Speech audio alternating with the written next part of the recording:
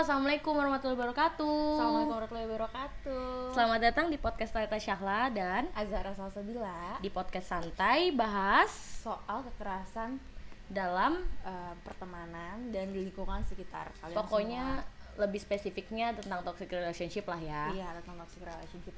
Dan yang perlu kita garis bawahi bahwasanya banyak banget orang yang mengira bahwa toxic relationship itu hanya berlaku bagi mereka yang menjalin sebuah hubungan serius, komitmen, baik itu berumah tangga atau mereka yang akan ke jenjang lebih serius. Tapi nyatanya toxic relationship ini bisa kamu terima bagi mereka yang memiliki hubungan, baik itu pertemanan, keluarga, saudara, bahkan rekan kerja sekalipun bisa melakukan kekerasan.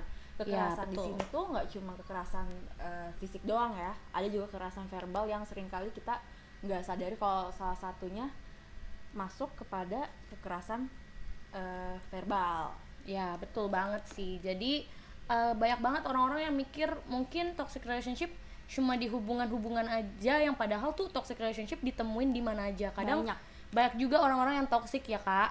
Banyak banget, dan kadang kedua belah pihak ini nggak menyadari bahwasanya mereka sudah terjebak di hubungan yang sebenarnya menyakiti kedua belah pihak, cuman mungkin kurangnya wawasan, kurangnya kesadaran ataupun apapun itu yang membuat mereka kayak oh hal ini wajar. Nantinya yang kita takutkan kalau terus-terusan terjadi bakal muncul berdampak sama psikisnya. Apa aja sih yang dampak sama psikis itu? Ada self esteem. Iya betul, salah satunya ada self esteem sih, itu ngaruh banget.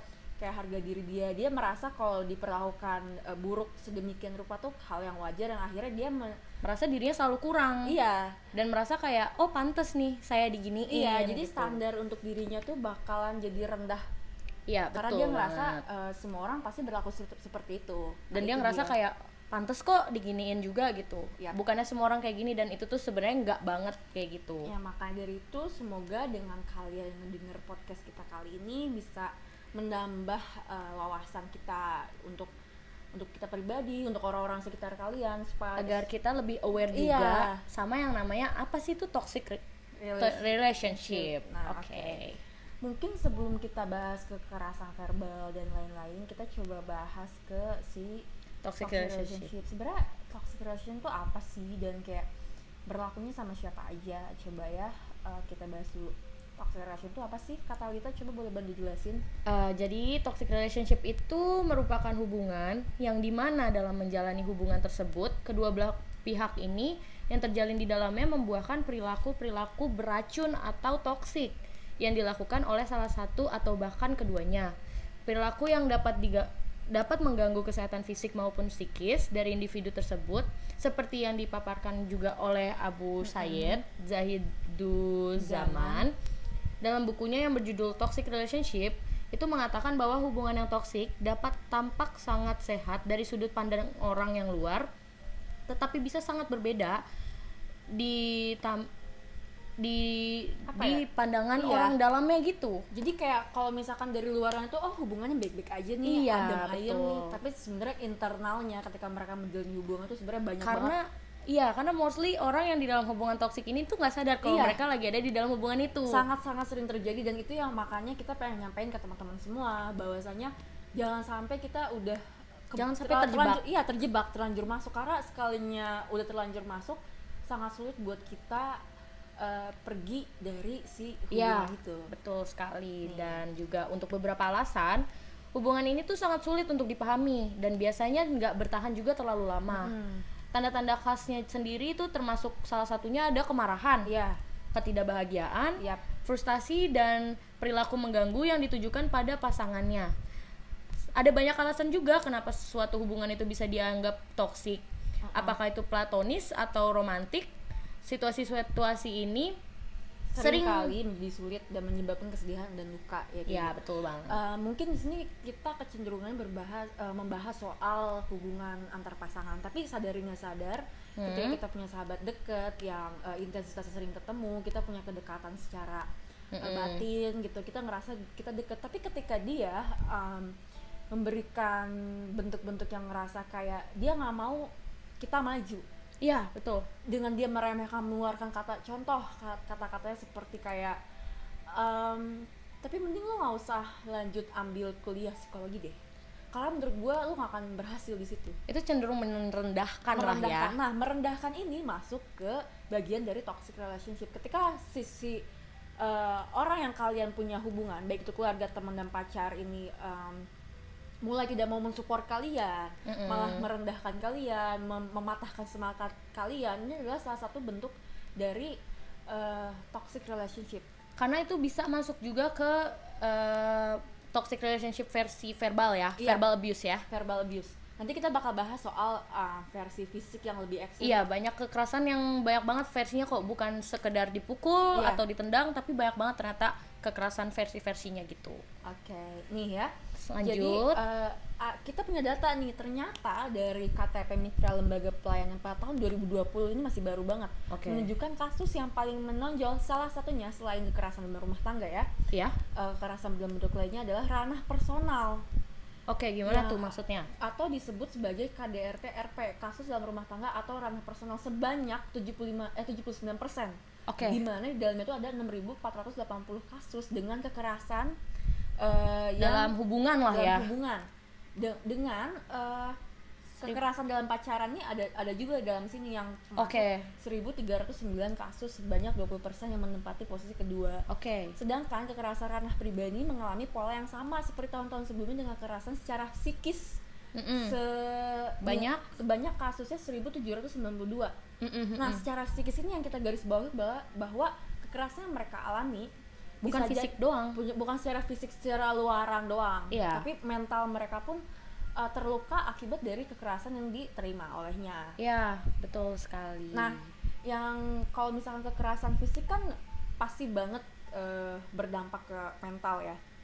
Begitupun kekerasan verbal yang dimana kedua belah jenis dari kekerasan ini tuh yang bikin kita agak sedihnya adalah ternyata itu butuh waktu memulihkan yang seringkali lebih lama dibanding kekerasan fisik. Mungkin karena gini kali ya Kak, karena kalau luka luar itu lihat kita Iya. bisa lihat bentuk lukanya seperti apa, Dan bisa sementara sembuh juga. iya, sementara kalau lewat yang dari dalam ini psikis kita kan nggak bisa mengukur kayak lukanya itu sebesar apa Iya. gitu-gitu, jadi mungkin lebih susah kali ya untuk Iya, disembuhkan. kalau bentuk kekerasan fisik yang mungkin kita sering kali temui gitu. Jangankan misalkan sering yang kita dengar dari hubungan rumah tangga atau apapun itu, banyak banget loh kasus seperti teman sama teman ketika mereka sedang berargumen yang tidak sehat malah Ya. melayangkan kekerasan fisik seperti menampar, memukul, Oke, dicubit lah dicubit dan mungkin ya. lain-lain. Kalau misalkan intensitasnya terus-menerus, itu bisa jadi suatu red flags. Iya.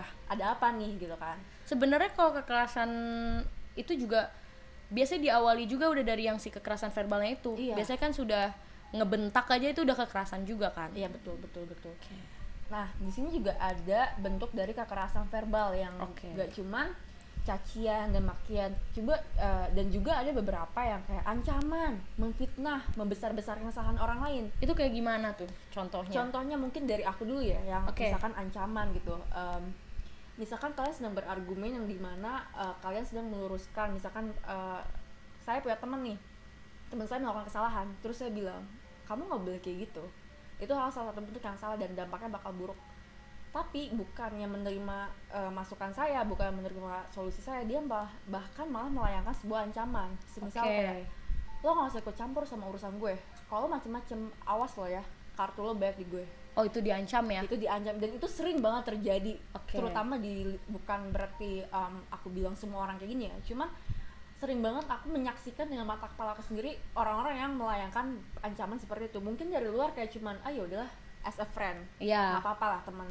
Cuma sebenarnya itu bisa jadi red flags. Tapi sebenarnya kalau misalnya kekerasan verbal itu bisa juga gaslighting loh Kak. Oh iya, itu termasuk. Gaslighting itu, sebelumnya aku jelasin dulu, gaslighting itu tuh situasi dimana kita saat menyatakan apa yang kita rasakan, tapi lawan kita itu malah membuat kita untuk mempertanyakan kayak, pantas nggak ya saya ngerasain kayak gini Iya. gitu. Jadi Jadi memutarbalikkan fakta.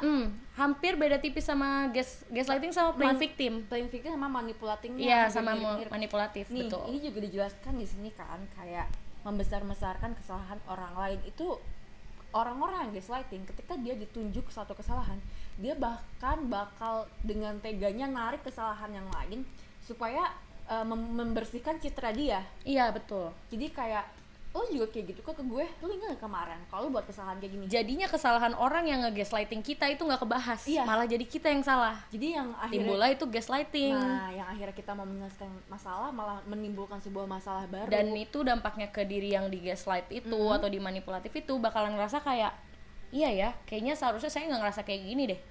Kayaknya bener apa yang dia bilang. Padahal udah jelas-jelas bahwa lawan bicaranya itu salah. Dan padahal semua perasaan yang dirasakan itu oleh valid. masing-masing individu itu valid dan wajar untuk dirasakan dan penting juga Untuk gitu. diungkapkan, bersikap asertif. Iya betul. Betul sekali.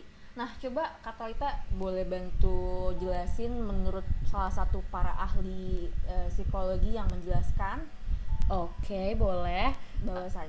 bahwasanya Menurut Jalaluddin, di sini dia menambahkan bahwa ancaman atau intimidasi merusak hak dan perlindungan korban, menjatuhkan mental korban, perlakuan yang menyakitkan dan melecehkan, atau memaki-maki dan berteriak-teriak keras juga dikategorikan sebagai bentuk kekerasan yang bersifat verbal.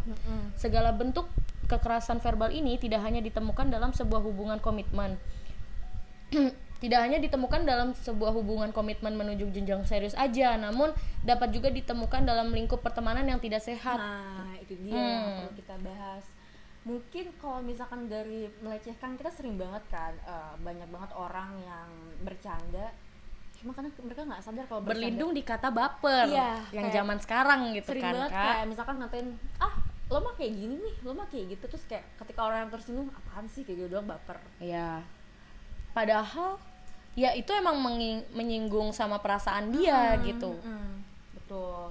Nah, ini yang harus jadi fokus untuk kita semua untuk inget ya, kalau misalkan salah satu bentuk dari kekerasan verbal seperti yang udah Kak Talita tadi sebutin itu Ya. perlakuan yang menyakitkan, melecehkan, memaki-maki dan menjatuhkan, mengancam, juga berteriak-teriak keras itu termasuk kekerasan verbal. Iya. Nadanya udah mulai tinggi aja itu tuh udah kekerasan menghardik. verbal. Iya. Kayak gitu. Kita udah bahas banyak nih soal kekerasan Verbal. Mungkin selanjutnya kita bakal bahas soal kekerasan fisik. Cuma sebelum kita bahas lebih lanjut soal kekerasan fisik nih, mungkin kita cerita sedikit kali ya. Contoh dari kekerasan verbal yang kemarin aku sempat wawancara salah satu korban kekerasan verbal yang kekerasan verbal yang ia dapatkan ini nggak hanya dari pasangannya, tapi dia juga menerima dari orang tuanya. Dari iya, bisa jadi juga tuh. Nah, apa aja sih yang dia terima? Jadi selama rentang waktu 5 tahun, bentuk kekerasan yang dia terima tuh adalah sebuah makian secara konstan dari waktu ke waktu, seperti kalimat yang merendahkan harga diri dari subjek wawancara saya ini. Kemudian cercaan ketika sosok kita sebut aja A ya, A ini melakukan suatu kesalahan, maka seringkali ia tidak diberi ruang untuk menjelaskan perilakunya, melainkan menerima tuduhan dan anggapan yang melebar di luar topik pembahasan. Nah, ini yang seperti Kak Talita jelasin tadi, gaslighting. Iya benar. Selanjutnya bentuk verbal abuse yang didapatkan dari beberapa temannya, sosok ayahnya dan mantan pasangannya. Salah satu perkataan yang masih tergiang di benaknya itu ketika sosok ayahnya sendiri mengatakan suatu kalimat yang menurut dia itu sangat memukul dirinya sekali. Karena pada saat itu dia sedang berusaha masuk sebuah perguruan tinggi, cuman dia gagal. Iya. Akhirnya seorang ayah dengan teganya berkata bahwa kamu memang gak berguna jadi orang dan kamu gak bersyukur akan peluang yang ada. Lihat aja, kamu gak akan jadi orang. Kata-katanya terkesan sederhana, nggak ada kata-kata yang padahal itu berdampak banget sama psikis dia. Iya, itu berdampak banget sama psikis karena itu lebih merendahkan sih.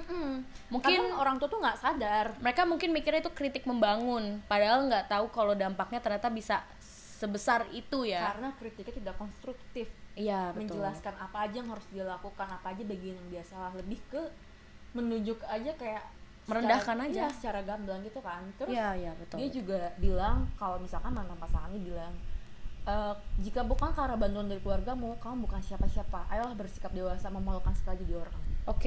Wah, dari perkataan dan paparan yang dia terima dari orang-orang, si sosok A ini mengakui dampak yang ia rasakan, bahwasanya berbagai perkataan abusive ini yang ia terima berdampak pada dia sering merasa nggak pantas untuk hidup. Dia sering rendahnya semangat untuk memulai sesuatu karena merasa dirinya tidak pantas dan tidak berharga. Iya. lalu hilangnya dan sulit menumbuhkan rasa percaya kepada kemampuan diri, dan seringkali dia merasa nggak berguna serta sulit menumbuhkan kembali rasa percaya kepada orang lain yang ia kenal maupun orang baru di hidupnya. Itu salah satu contoh dari kekerasan verbal. Makanya kita harus selalu berhati-hati dengan ucapan yang kita lontarkan kepada orang lain karena kita nggak tahu. Iya. Oke, langsung abis ini kita bahas soal kekerasan fisik. Karena dari tadi kita bahas soal kekerasan fisik verbal dan fisik. Mungkin Kak Talita boleh bantu menjelaskan dari pengertian kekerasan secara ini dulu kali ya, umum ya, secara umum. Oke, jadi pengertian kekerasan ini nih secara umum aja, kekerasan itu berarti penganiayaan, penyiksaan, atau perlakuan salah. Kekerasan juga dapat diartikan sebagai perihal keras atau perbuatan seseorang maupun sekelompok orang yang menyebabkan cedera atau matinya orang lain dan menyebabkan kerusakan fisik pada orang lain. Jadi kalau kekerasan fisik ini menurut aku lebih jelas ya. Karena itu udah jelas banget menyakitinya. Dilakukan dengan nyata gitu. Iya, kalau verbal itu kan lebih ke diam-diam ngumpet-ngumpet, ternyata dia tersakiti di dalamnya. Kalau ini kan emang terlihat jelas banget kalau ini adanya yang emang tersakiti gitu loh. Betul sekali. Sementara itu dijelaskan kata kekerasan ini kalau misalkan dalam bahasa Inggris kan disebutnya violence. Iya, violence. Yang diartikan sebagai suatu serangan atau invasi terhadap fisik maupun integritas mental psikologis seseorang. Ya. Sementara kalau misalkan dalam kata bahasa Indonesia ini umumnya dipahami serangan fisik belaka. Oke, kurang lebihnya kayak gitu. Kalau dulu sih aku kayaknya pernah Kak ngalamin yang namanya serangan fisik. Iya. Jadi tapi awalnya juga dari serangan si verbal dulu, kekerasan yang verbal. akhirnya naik. Iya. Aku pernah sama dulu pasangan aku juga ngalamin yang namanya kekerasan fisik, kayak aku tuh dipukul, dicubit gitu-gitu, dan di saat diserang fisik kayak gitu, dihadapkan dengan kekerasan fisik seperti itu, emang mungkin si korban ini juga ngerasa kayak mungkin enggak. Si pelaku ini kadang melakukan kayak yang namanya manipulatif. Jadi dia bikin kita, si korban ini jadi ngerasa kayak gue berhak menerima pukulan-pukulan. Iya, betul. Karena kita dibikin mikir kayak lo pantas digituin gitu. Padahal kita nggak pantas buat digituin. Makanya itu dia si verbal abuse dan kekerasan dari secara fisik ini sebenarnya, atau physical abuse ini sebenarnya berkesinambungan, berkaitan dalam beberapa kasus ya. Dan di sini juga sebenarnya udah ada pasalnya Kak. Iya, apa itu coba? Di sini ada pasal 89 KUHP menyatakan bahwa melakukan kekerasan artinya mempergunakan tenaga atau kekuatan jasmani tidak kecil secara tidak sah, misalnya memukul dengan tangan atau dengan segala macam senjata, menyepak, menendang, dan lain sebagainya. Yang disamakan dengan kekerasan menurut pasal ini adalah membuat orang menjadi pingsan atau tidak berdaya. Itu dia. Ya, yang perlu kita ketahui bahwa dan sering banget tuh kekerasan fisik biasanya di KDRT, dalam rumah tangga. Rumah tangga itu biasanya udah sampai lempar-lempar piring atau mungkin pasangannya dilempar barang atau gimana kan. Dan si KDRT ini juga masuk kepada pasal undang-undang pasal 1 nomor 23 tahun 2004 tentang penghapusan kekerasan dalam rumah tangga, yang dimana itu kayak gimana tuh Kak?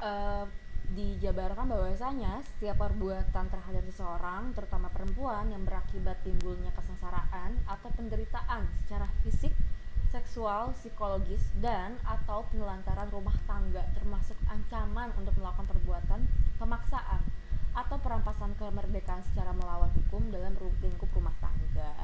Ya, jadi udah banyak banget kok pasal-pasal yang melindungi tentang permasalahan si fisik ini ya. Karena gak jarang kasus kekerasan fisik ini juga menyebabkan kematian.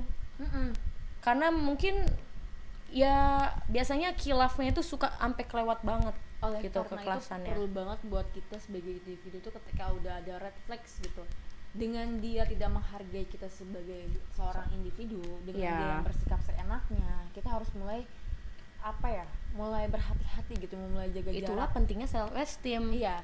Self esteem tuh apa sih self esteem? Nah, ini tuh ada kaitannya sebenarnya self esteem itu dengan si kekerasan ini. Iya, betul. Jadi kita bahas dulu ya pengertiannya apa self esteem itu. Coba Kak Talita boleh bantu jelasin apa sih self esteem itu? Jadi self esteem itu, atau yang sering dikenal dengan pengucapan sehari-hari itu harga diri ya. Iya.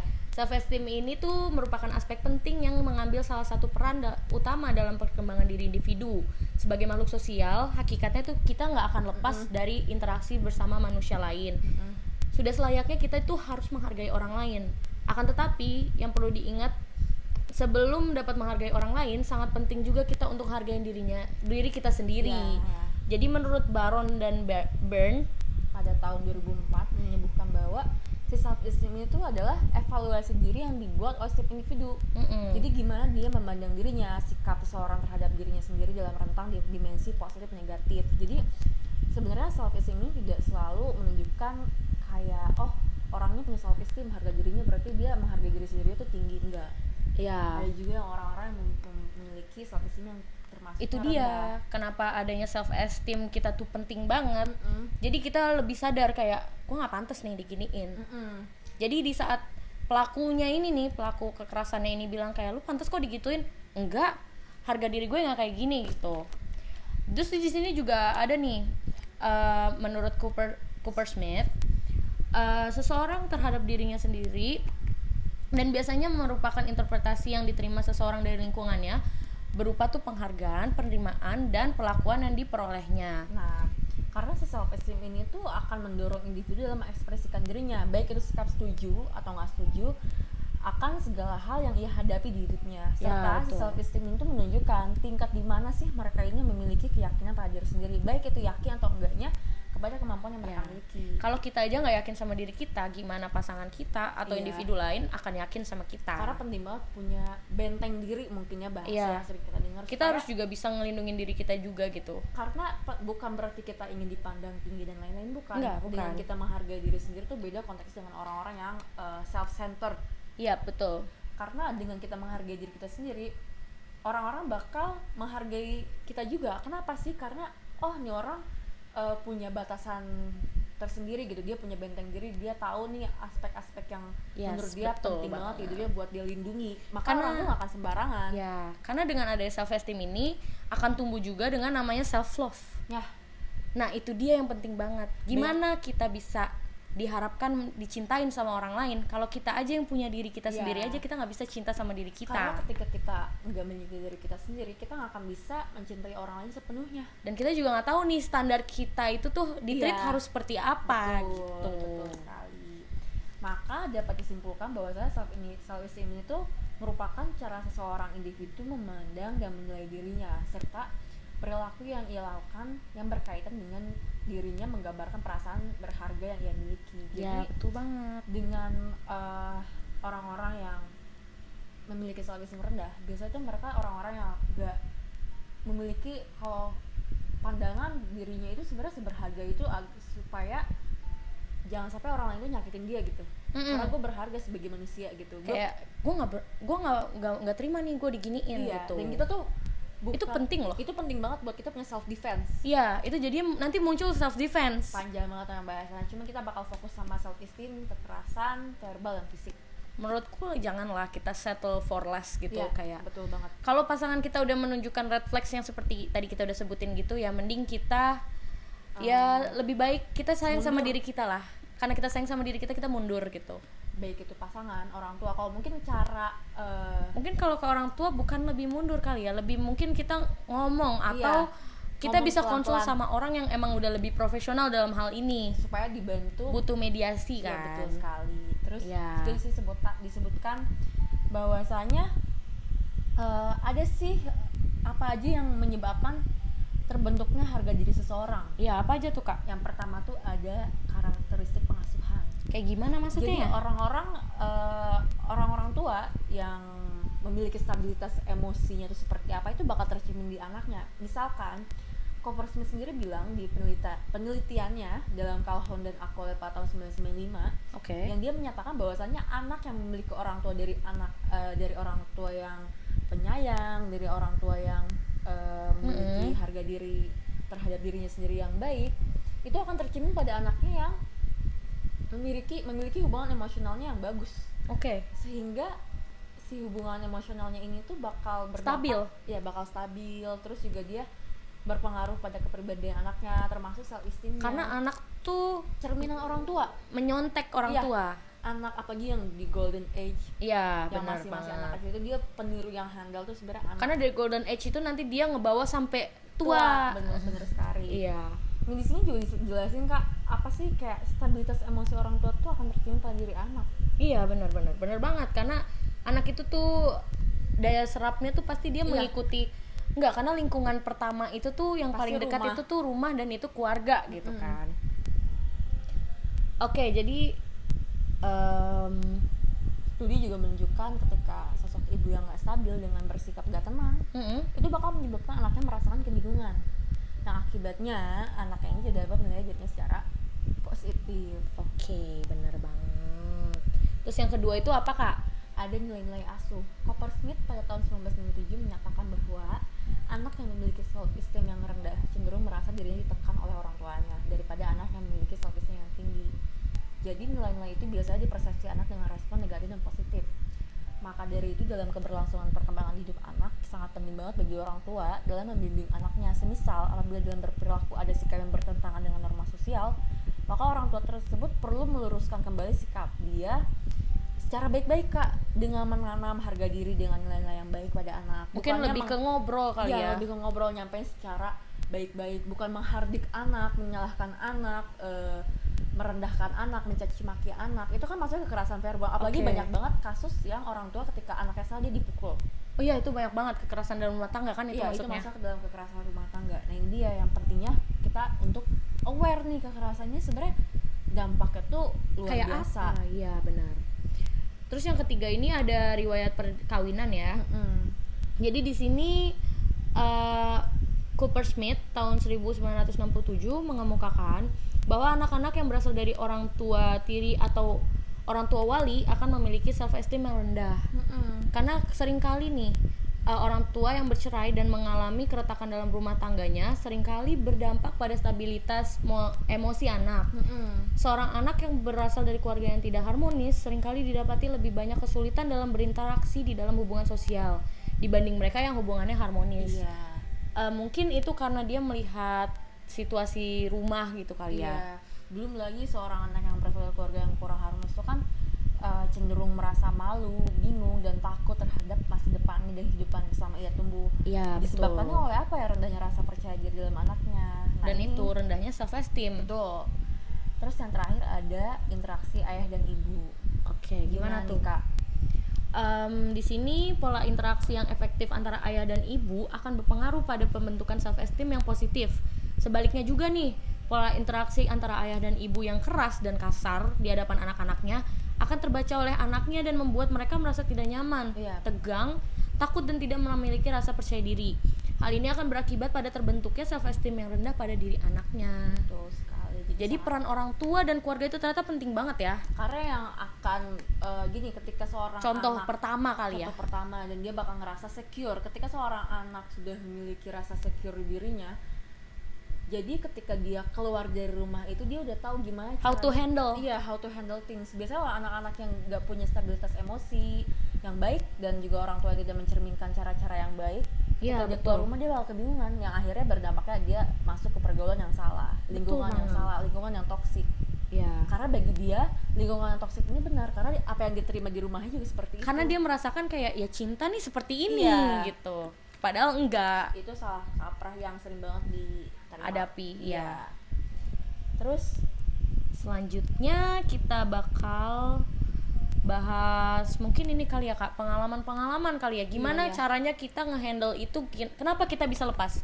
Kak Zara di sini sendiri juga pernah kan ada di dalam hubungan yang toksik nih, pasti. Kebetulan ini sesuai banget sama topik pembahasan kita bahas kali ini. Aku bakal cerita dikit. Jadi pada saat itu tuh Gimana, ini Kak? masuknya kekerasan dalam rumah tangga ya. Mm-mm. Kedua orang tua aku bercerai, kemudian kedua orang tua aku pada saat itu menikah lagi. Maksudnya aku punya ayah tiri yang dia ini adalah sosok yang sangat-sangat abusive, baik itu verbal dan non verbal. Jadi sejak kecil tuh aku sering banget bukan menilai ya, lebih ke melihat secara langsung gimana mereka bertengkar secara verbal, terus sosok mantan ayah tiri aku ini menghardik aku, mencaci maki aku secara verbal ya. Dan kalau secara non verbal tuh ya secara fisiknya tuh lebih ke ibu aku kan, cuma karena aku menyaksikan itu dampaknya luas banget deh. Jadi aku tumbuh sebagai anak yang gak percaya diri, aku insecure dan banyak ketakutan, kecemasan, selalu. Jadi lebih nggak pede lah ya. Iya, kalau misalnya ketemu orang tuh kayak Ini bener gak ya? beneran baik gak sih? Jangan-jangan Oh, dia jadi trust issues. trust issue-nya juga tinggi. Terus cara aku bergaul juga jadi berantakan. Aku kayak nggak tahu cara untuk bersikap asertif, jadi anak-anak yang aktif, jadi anak-anak yang penuh kembang yang bagus tuh semua itu jadi berantakan karena Oke. itu, karena kekerasan yang aku terima. Terus Cara kakak handle-nya itu gimana tuh kak? jadi sayangnya aku ini telat mengetahui kalau misalkan hal-hal yang aku udah hadapin itu semua tuh fatal. Oke. Jadi aku taunya semenjak aku mulai masuk SMA, tahu baca-baca soal hal yang berbau psikologi, kemudian aku kuliah psikologi kan, yang akhirnya aku ngerti kenapa aku ini tumbuh sebagai anak yang insecure, anak yang nggak pede, Ternyata penakut. itu penyebabnya gitu. Iya, terus anak-anak yang agresivitas emosinya tuh tinggi gitu, sering banget marah-marah nggak jelas. Oh ternyata itu penyebabnya. Terus gimana nih caranya aku buat berdamai dengan masa lalu tuh banyak banget. Gimana tuh Salah kak? satunya tuh aku sering banget ngobrol sama kayak rekan-rekan yang kebetulan itu sama mahasiswa psikologi, terus kakak tingkat aku gitu, ngejelasin dengan cara lebih ke aku mulai berani menyampaikan apa sih hal-hal yang terpendam yang menyakiti aku. Terus apa saja sih yang membuat aku tuh nggak terima gitu, yang akhirnya mereka sampaikan, lalu aku mulai ada di titik dimana aku mulai menerima bahwa saya itu masa lalu aku yang harusnya aku nggak bergelut di situ, yang harusnya aku sekarang udah mulai lega gitu karena itu nggak terjadi lagi. Yaitu bersikap asertif, berani mengungkapkan rasa aku, yang akhirnya aku menyadari kalau misalkan ini semua udah selesai kok. Ya. Lebih ke kayak gitu sih. Berarti lebih ke ini juga ya.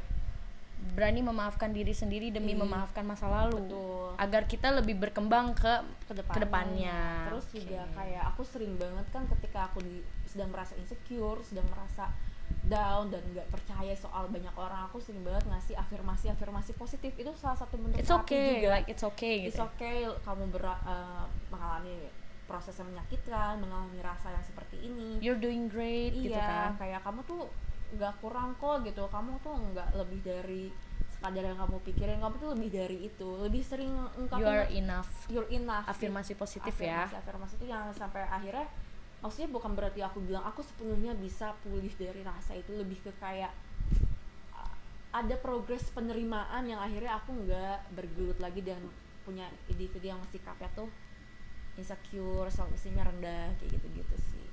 Oke, bagus. Kalau kata juga Lita ya. sendiri gimana, punya pengalaman kah kekerasan verbal atau non verbal? Kalau aku sendiri sih pernah kak, dulu itu aku pernah ada di dalam hubungan yang bisa disebut toksik lah ya. Di hubungan ini tuh lebih ke kayak sering merendahkan segala macem. Terus udah gitu juga aku sampai menghabiskan waktu selama 5 tahun itu dengan merasa aku tuh not enough gitu. Iya. Sampai aku ngerasa kayak kayaknya emang nggak ada yang bisa nerima gue nih emang banyak cacatnya gitu. Sampai dibikin di stigma di pala aku tuh kayak I'm not enough gitu. Sampai akhirnya mungkin aku tuh waktu itu sempet lihat ini ya, SG-nya Rachel V-nya yang iya. lagi ada kasusnya sekarang ini. Iya. Itu dia tuh bikin SG gitu, kayak kata-katanya how to get out from a toxic relationship. Iya. Dia bikin statement kayak gini, if you are stupid you gotta be strong, if you are not strong enough you cannot be stupid gitu. Kayak intinya kalau kamu tuh bodoh kamu harus kuat, tapi kalau kamu tuh udah nggak kuat ya kamu nggak boleh bodoh lagi. Iya. Karena aku ngerasa di situ tuh aku kayak bodoh banget, the red flags is real gitu, kayak udah jelas banget, udah clear banget itu tuh red flags, tapi aku tetap nggak bisa keluar dari situ. Dan akhirnya mungkin aku juga udah ke titik capek kali ya, terus kayak ya udahlah I choose me gitu. Kayak aku lebih mengutamakan lebih memperdalam diri aku lagi, kayak gimana sih standar lu tuh kayak gimana sih, lu tuh mau di-treat orang tuh seperti apa gitu. Karena kita tuh nggak bisa ngarepin orang nge-treat kita seperti apa, dan nggak bisa ngarepin orang berubah juga atau gitu. Dia yang mau. Dan kita nggak bisa ngarepin orang buat seperti yang kita mau kalau kita aja nggak jelas standarnya tuh seperti apa. Betul. Jadi inti dari pembicaraan kali ini sangat penting buat kita untuk Aware, lebih aware ya. Aware kalau misalkan jangan sampai kita jadi orang yang kayak nggak apa-apa lah dia ngebentak gue gitu. Kayaknya orang-orangnya juga sering ngebentak-bentak. Atau Jangan sampai mungkin yang ngedengerin podcast ini terus tiba-tiba ngerasa kayak aduh ini gue nih Iya, ada gitu. di Relate lagi di gitu. sini nih gue. Well, it's a sign gitu. Iya. Kalau kalian butuh kayak sign, kayak tanda-tanda kayak ini tuh gue harus stay apa enggak dari lingkup ini gitu. It's a sign for you to leave. Kalau misalnya kalian relate sama podcast kita yang ini gitu. jangan takut untuk berbicara dengan orang-orang terdekat. Iya, gitu, betul mengutarakan banget. apa aja yang kalian rasain, jangan dipendam. Karena kalau mungkin kalian gak bisa ngatasin sendiri, kalian udah butuh orang lain. Iya betul. Jangan sampai ini masih banyak stigma yang beredar bahwasanya orang-orang yang datang ke psikolog atau psikiatris itu orang-orang yang memiliki gangguan Orang gila, orang gila lah ya secara bahasa Iya, awamnya gitu. betul Sebenarnya banget.